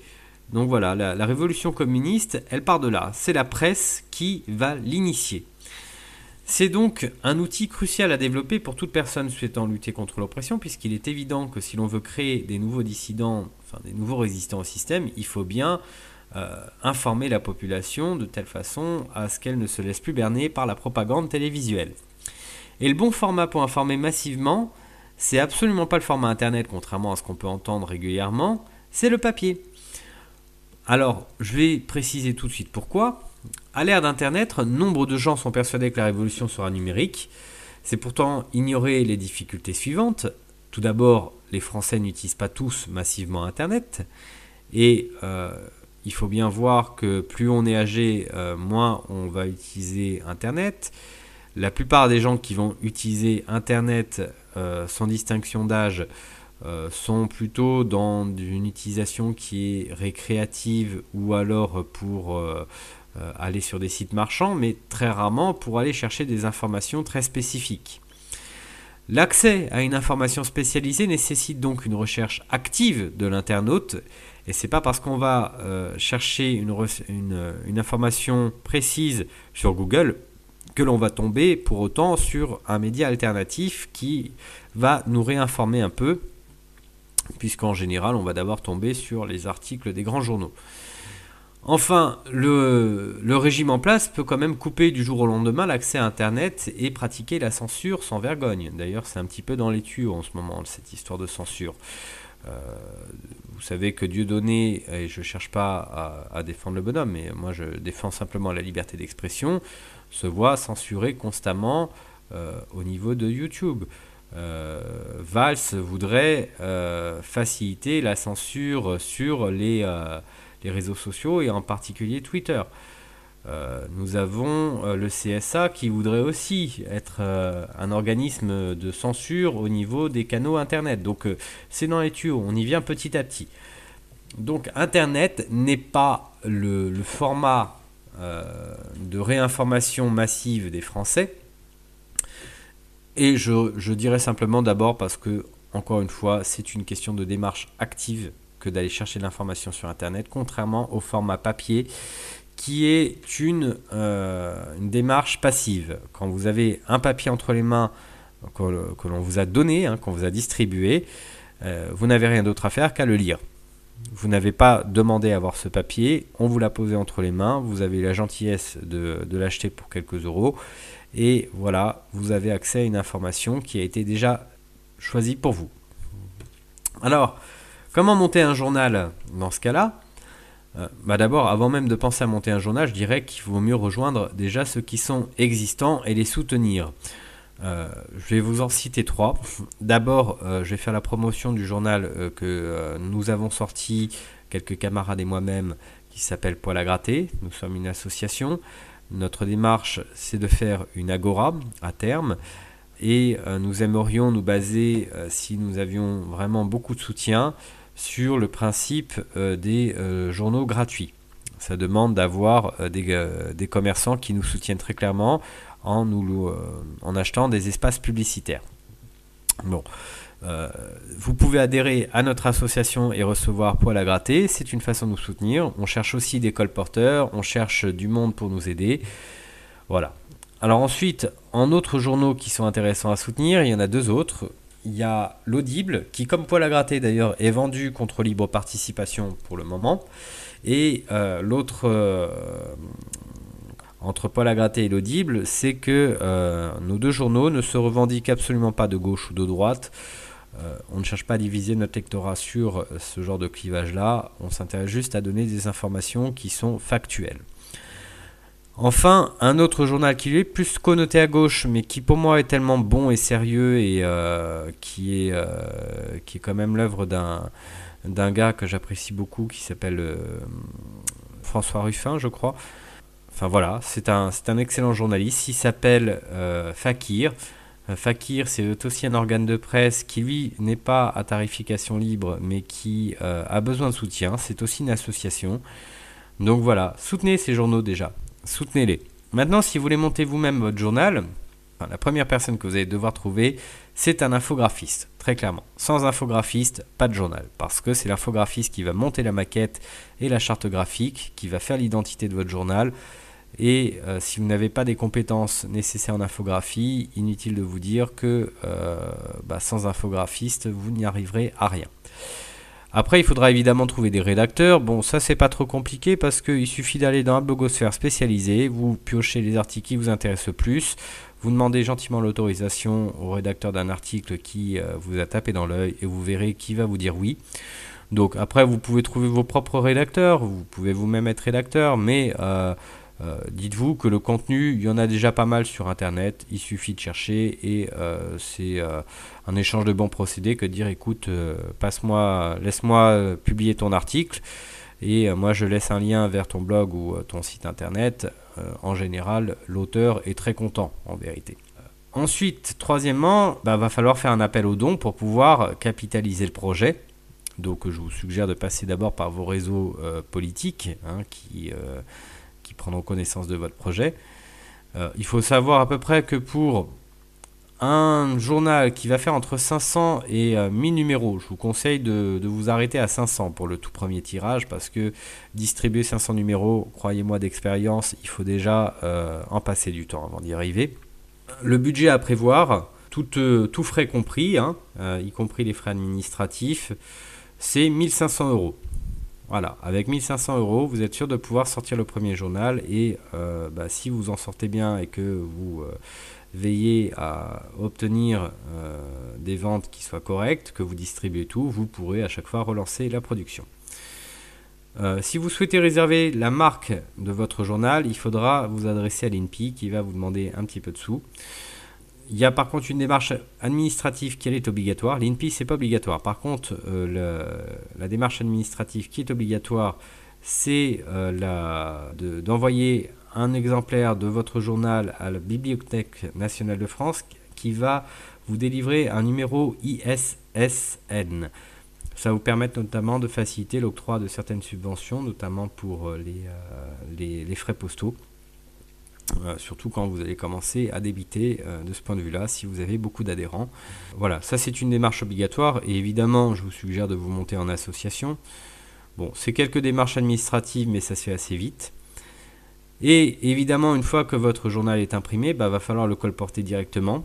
Donc il va vous falloir vous trouver quelques soutiens au niveau du colportage. Nous, on a choisi l'option libre participation. Je peux vous donner un chiffre, c'est qu'en moyenne, nous allons faire, en fonction des journées, entre 1,20 € et 2 € de recettes par journal. Donc la moyenne, dites-vous que c'est 1,50 € à 1,60 € récolté. Donc calculez bien le coût du numéro, une fois que vous avez tout payé, de telle façon à rentrer dans vos frais. Et évidemment, il faudra s'assurer de la survie économique du journal, notamment via les abonnements et si vous le pouvez, par un peu de publicité. Et là, d'expérience, je peux vous dire que ça n'est pas du tout facile que de trouver des commerçants qui accepteront de vous soutenir. Alors, quand vous faites un journal, moi je ne peux que vous suggérer, si vous souhaitez réellement réinformer la population de telle façon à ne pas la diviser dans votre traitement éditorial, c'est de bannir en premier lieu les sujets sociétaux, type mariage gay, peine de mort ou encore qu'est-ce qu'on peut avoir dans les sujets sociétaux, l'avortement, enfin voilà, ce genre de sujets-là sont propres à diviser les gens parce que forcément on va avoir un avis subjectif par rapport à tout ça et quand bien même on y apporterait beaucoup de soins pour le présenter, c'est-à-dire l'étayer avec des chiffres, des informations de qualité, des textes de loi, y compris de la contradiction, c'est s'adresser à la sensibilité des gens en fonction de leurs opinions partisanes, c'est-à-dire le bon vieux clivage gauche-droite. Donc à bannir autant que possible, d'autant que les médias traditionnels se chargent très bien de les agiter, ces sujets sociétaux. Quand vous faites un journal alternatif, c'est quand même pour vous opposer un peu au système médiatique actuel. Donc autant verser dans le qualitatif et veiller à ce que les textes soient correctement sourcés et ne soient pas des banals articles d'opinion. Vous pouvez aussi favoriser la pédagogie par l'humour, le dessin de presse et tenez toujours compte des connaissances moyennes du lectorat sur des sujets qui peuvent être souvent très techniques. Et évidemment, votre lectorat n'aura pas forcément toutes les connaissances nécessaires sur la création monétaire, par exemple. Donc, allez-y doucement. Enfin, je vous suggère de faire interagir le lectorat avec votre journal afin comment dire, susciter une véritable adhésion à votre journal. Il faut entendre les critiques, il faut publier des lettres ouvertes, laisser votre lectorat proposer ses propres articles. Bref, soyez interactifs. Où distribuer votre journal maintenant ? Les lieux les plus pertinents pour distribuer un journal sont d'abord les stations de transport en commun, les grandes places. Nous, Paul à gratter, on le distribue dans des grandes places, des pelouses où les gens ont l'habitude de s'asseoir parce que c'est plus facile de présenter le projet à des gens qui sont assis que des gens qui sont en train de galoper dans la rue et qui n'ont pas vraiment de temps à vous accorder. Il y a aussi les universités, les sorties d'usines, les antennes syndicales et politiques, les associations de quartier ou spécialisées, les cafés et restaurants, les petits commerçants de quartier, les salles de conférence, les boîtes aux lettres, etc. etc. Bref, choisissez soigneusement. Il y a tout un tas de spots de distribution qui sont pertinents, surtout quand on veut informer massivement. Nous allons terminer cette conférence par un bref regard sur la psychologie des élites. Et je voudrais citer Étienne de la Boétie qui, dans son discours de la servitude volontaire, écrivait ceci. « Pour ce coup, je ne voudrois sinon entendre comme il se peut faire que tant d'hommes, tant de bourgs, tant de villes, tant de nations endurent quelquefois un tyran seul, qui n'a puissance que celle qui lui donne, qui n'a pouvoir de leur nuire, sinon tant qu'ils ont vouloir de l'endurer. » Ce type-là avait tout compris. Comment se fait-il qu'un peuple tout entier peut être sous le joug d'un tyran ? C'est quelque chose qui est fascinant. Comment, collectivement, alors que nous avons toute la force démographique, très clairement, comment se fait-il que nous pouvons être sous le joug d'un tyran ? Ça n'est pas normal. Il faut bien voir que nos élites ont la trouille. On l'a vu plus haut, elles ont une fâcheuse tendance à nous trahir, que ce soit en votant des traités qui sont iniques, en violant l'esprit des référendums ou alors en nous trahissant directement, en jouant de l'intelligence avec une puissance étrangère. Elles savent qu'elles nous trahissent, elles en sont conscientes. Et elles en sont tellement conscientes qu'on les voit se déplacer constamment avec une orgie de garde du corps autour d'elles, ce qui signifie quand même qu'elles sont un petit peu inquiètes. Elles se disent bien qu'il y aura un moment ou un autre quelqu'un qui pètera les plombs dans la population et qui pourra tenter de les tuer. Elles répriment constamment les manifestations et elles se tiennent à distance de leur population. Donc prenez bien conscience que les élites sont conscientes que le peuple est sérieusement agacé d'être constamment opprimé économiquement à minima, parce que la plupart des gens ne se rendent pas compte que nous ne sommes pas en démocratie ou que les traités sont en train de détruire notre bien collectif qui est la République française. Mais en tout cas, ils se rendent compte qu'ils ont de plus en plus de mal à payer leurs factures. Et ça, quand on veut faire de l'austérité, c'est quelque chose qui forcément passe très très mal. Les élites sont inquiètes. Ce sont des grands inquiets et démographiquement, nous sommes en force et elles le savent. En outre, nos élites ont leur propre maître. La plupart de nos dirigeants sont eux-mêmes les serviteurs zélés d'intérêts économiques, religieux ou de puissances étrangères, généralement pour des raisons purement pratiques. La carrière, le niveau de vie, le pouvoir, et parfois idéologiques, comme l'adhésion au mondialisme, au sionisme, au libéralisme, à l'européisme, à l'atlantisme, que sais-je. Voilà, nous savons très bien que nos dirigeants sont souvent quelque peu idéologisés, mais ce qui les intéresse, c'est surtout une bonne carrière de politicien. Alors qu'il me semble que faire de la politique, c'est pas un métier, c'est un mandat qui est censé, en démocratie, qui devrait être révocable et limité dans le temps. Non, il y en a qui veulent faire carrière avec ça et qui sont prêts à se prostituer littéralement à d'autres intérêts que ceux du peuple pour réussir leur carrière. Voilà pourquoi l'argent corrompt. Quand vous avez des grands actionnaires qui détiennent les médias, c'est eux qui choisissent qui ils veulent placer. Ces mêmes actionnaires qui vont être dans d'autres groupes, dans d'autres sphères d'influence et qui ont des intérêts à protéger. Nos dirigeants eux-mêmes tiennent les médias publics entre leurs mains puisqu'ils leur versent des subventions avec nos impôts. Donc forcément, les médias publics vont... les journalistes dans ces médias, en tout cas, vont avoir tendance à ne pas trop cracher dans la soupe. Il y a quelques limites sur les informations que l'on peut donner. Et puis, évidemment, je vous ai expliqué tout à l'heure que dans le cadre de l'affaire Snowden, c'est carrément des puissances étrangères qui peuvent influer méchamment sur nos politiciens.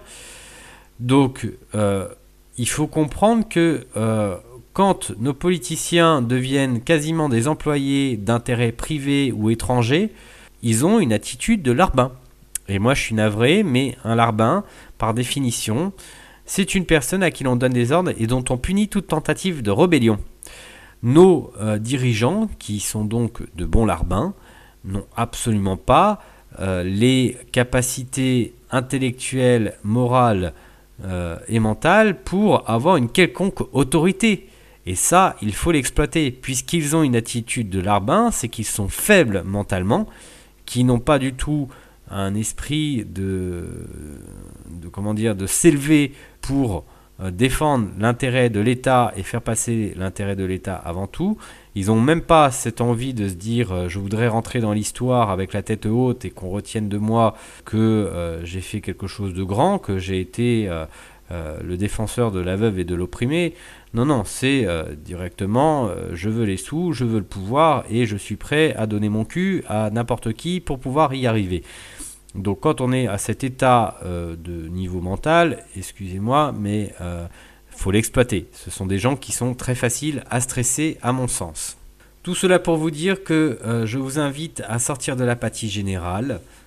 J'espère que cette conférence a démontré que nous avons de nombreux outils pour nous révolter et stresser nos dirigeants jusqu'à les déstabiliser suffisamment fermement, sans avoir à entrer dans le jeu de la grève, même si j'aimerais bien qu'il y en ait une bonne grosse grève générale, j'avoue que ça me ferait vraiment plaisir, sans qu'il y ait besoin de manifestations à outrance, quand bien même je serai toujours de toutes les manifestations chaque fois que c'est possible, parce que c'est un bon moyen aussi de se faire entendre, et puis c'est une façon d'exulter.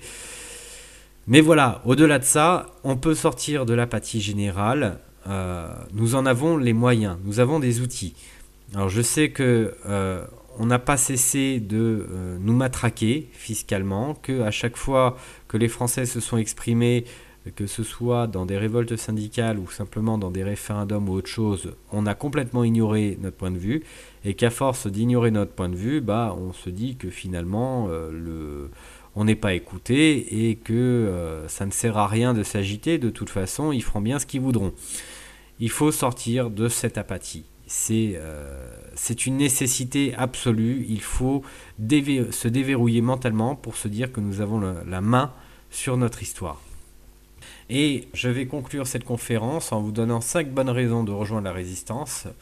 La première et la plus logique, c'est que nous sommes tout bêtement les plus nombreux. Démographiquement encore, nous sommes les plus nombreux. Et même quand on tient compte simplement du nombre de résistants en France, c'est-à-dire des gens qui sont dans une réelle opposition politique au système, nous sommes encore une fois les plus nombreux. Nous sommes plus nombreux que nos quelques fripouilles qui sont tout au plus quelques centaines en comprenant les députés et les sénateurs, à avoir la main mise sur les appareils d'État. C'est très facile à retourner ces gens-là. Ils n'ont pas beaucoup de pouvoir, ils n'ont le pouvoir qu'on veut bien leur accorder. Deuxième bonne raison, j'espère l'avoir démontré, c'est que reprendre le pouvoir c'est simple. Il y a des outils qui sont très simples. Je vous ai expliqué que envahir le Parti socialiste ou écrire en masse à la présidence de la République, c'était déjà des choses qui étaient excessivement simples à faire. Ça représente quasiment pas d'argent à dépenser, ça représente pas vraiment de temps, ça va très très vite. Il y a d'autres outils qui sont un petit peu plus complexes, mais là aussi, moi je veux bien m'engager à développer la coordination associative de tout ça, mais j'ai besoin aussi de gens qui sont compétents pour m'aider. Et puis derrière, au-delà des compétences, il faut tout simplement des gens qui s'engagent eux-mêmes. Il faut que les résistants, quelles que soient leurs opinions partisanes, aient envie d'en découdre et s'engagent. Et voilà, nous avons des outils. Troisième bonne raison, nous sommes responsables de notre temps historique. Et là, je tiens vraiment à marteler quelque chose. Nous subissons du bashing anti-France de la part de crétins identitaires, européistes ou régionalistes. Je vous dis très clairement, j'aime pas ces gens-là. Je l'avoue, j'ai vraiment du mal avec ces gens qui ne cessent de dire que la France a été responsable de tous les maux de la terre dans son histoire et que, à ce titre, il faut démanteler la France. Bon, la France, comme tous les pays du monde, a eu ses périodes troubles, mais moi, je m'intéresse pas au passé. Je suis pas responsable de ce qui s'est passé dans d'autres temps. Ça, c'était l'histoire de nos anciens. Par contre, quand aujourd'hui, je vois qu'avec mes impôts, on va bombarder la Libye, on va financer les terroristes en Syrie, on va financer la déstabilisation de la Côte d'Ivoire et bien d'autres choses qui sont absolument horribles. Quand je vois le peuple grec qui est opprimé par la France parce que c'était la France qui avait refusé le référendum, c'est pas l'Allemagne, c'est la France qui avait refusé le référendum au peuple grec pour qu'il puisse sortir de l'euro et s'échapper de cette torture sociale de la Troïka. Bon, ça par contre, c'est notre temps historique. Nous, on est vivants là, on existe, on a la main dessus. Quand on sera mort, oui, les générations futures pourront dire « Ah bah ils avaient rien branlé » ou « Ils avaient fait quelque chose ». Mais là, ça ne nous concernera plus. Pour l'instant, on a la main. Tant qu'on est vivant, on a la main sur notre temps historique, on peut faire quelque chose. Il faut absolument avoir cet état d'esprit. On peut vraiment faire quelque chose. Quatrième bonne raison, il y a urgence. Mais bon Dieu, moi quand je suis entré en politique, c'était en m'intéressant à des questions de pétrole. On sait tous que nombre de matières premières, dont le pétrole en particulier, sont en voie d'épuisement, que les déprédations écologiques et sociales sont absolument titanesques, que la démographie explose. Mais c'est une urgence que de réagir. Il ne faut pas attendre qu'on soit en train de tomber dans le gouffre parce qu'il n'y aura plus rien, très clairement, pour se dire qu'est-ce qu'on fait ? Non, il faut anticiper. Pour changer tout le modèle économique et s'adapter aux contraintes de pénurie qui vont nous tomber dessus, sachez qu'il faut 10 à 15 ans minimum de planification économique pour nous réadapter. Donc il est urgent de reprendre le contrôle du système. L'AIE, l'Agence internationale de l'énergie, avait rédigé dans un document que nous avions passé le pic de production de pétrole en 2006. C'est-à-dire que pour l'instant, nous sommes dans un plateau de production, mais nous n'aurons plus jamais d'augmentation de la production de pétrole. C'est terminé. Donc, à un moment, cette production va décliner. Les gisements de la mer du Nord déclinent. Les gisements des États-Unis sont sur un profond déclin. Voilà. Quand ça va être les gisements d'Arabie Saoudite qui vont décliner, qu'est-ce qu'on va faire ? Donc, ça va être du point de vue alimentaire, ça va être une catastrophe. Nous devons absolument récupérer les commandes au plus vite parce que nous voyons bien que les fous furieux qui sont au pouvoir sont complètement à côté de la plaque. Ils savent très bien que le libre-échange génère un gaspillage monumental de pétrole, que leur modèle économique vise à nous pousser dans nos bas instincts de consommateurs, exacerber notre individualisme. au point de générer des déprédations environnementales absolument colossales, de nous faire gaspiller des ressources, des matières premières qui sont quand même limitées, en plus de générer une pauvreté énorme et un esclavagisme moderne dans les pays qui produisent des biens de consommation que nous ne produisons plus, en France notamment, ce qui d'ailleurs génère du chômage. Il y a urgence, il faut qu'on récupère les clés de la boutique au plus vite. Enfin, je voudrais terminer par une note un petit peu plus optimiste. Nous vivons une époque formidable. Je veux dire, dans l'histoire, à quel moment nous avons eu une télévision, des radios, Internet. Internet, c'est un magnifique outil pour relier les peuples entre eux, pour leur permettre de discuter. Nous avons même une organisation institutionnelle avec l'ONU qui permet à tous les peuples du monde de discuter. Nous avons des moyens de transport rapides, nous avons les avions, nous avons des bateaux qui sont quand même relativement rapides, nous avons les trains, nous avons des véhicules motorisés. Tout cela, jusqu'à preuve du contraire, dans l'histoire de l'humanité, ça n'a jamais existé. C'est excessivement récent.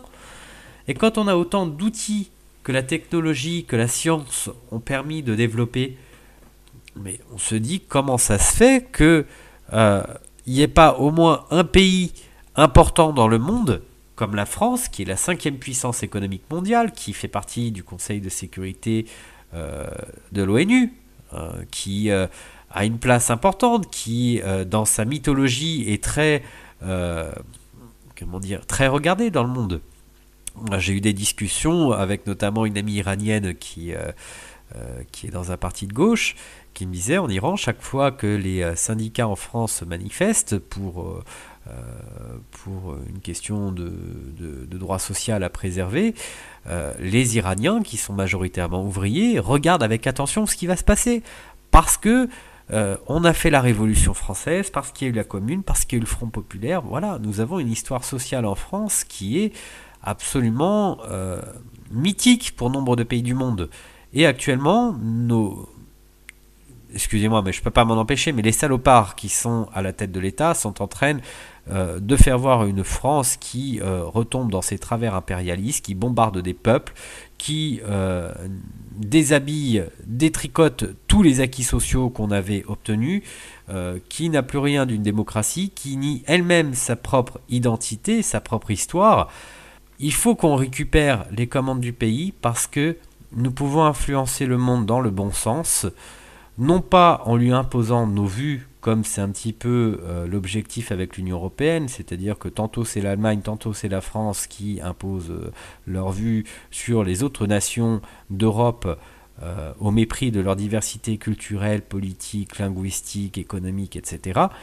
Non, c'est pas imposer nos vues, c'est simplement tracer notre propre chemin, espérer que cela pourra influencer d'autres pays si on fait des choses intelligentes comme une constitution vraiment performante, un autre modèle économique plus respectueux des contraintes environnementales qu'il faut garder en ligne de mire, des réformes sociales d'ampleur. Voilà, ça, on peut influencer de la même façon que nous-mêmes pouvons être influencés par les autres cultures du monde sur bien des choses. Nous vivons une époque formidable, nous avons de nombreux outils pour communiquer avec le reste du monde, et à ce titre, c'est aussi une urgence de se dire qu'il faut reprendre les commandes du pays, tout simplement, pour assainir les choses et assainir aussi nos rapports avec le monde, parce que l'utopie d'un monde meilleur, ça reste un beau projet. Voilà. Donc, je vous remercie d'avoir écouté cette conférence. J'espère qu'elle aura été instructive et surtout qu'elle vous aura donné l'envie de résister à votre tour. À bientôt.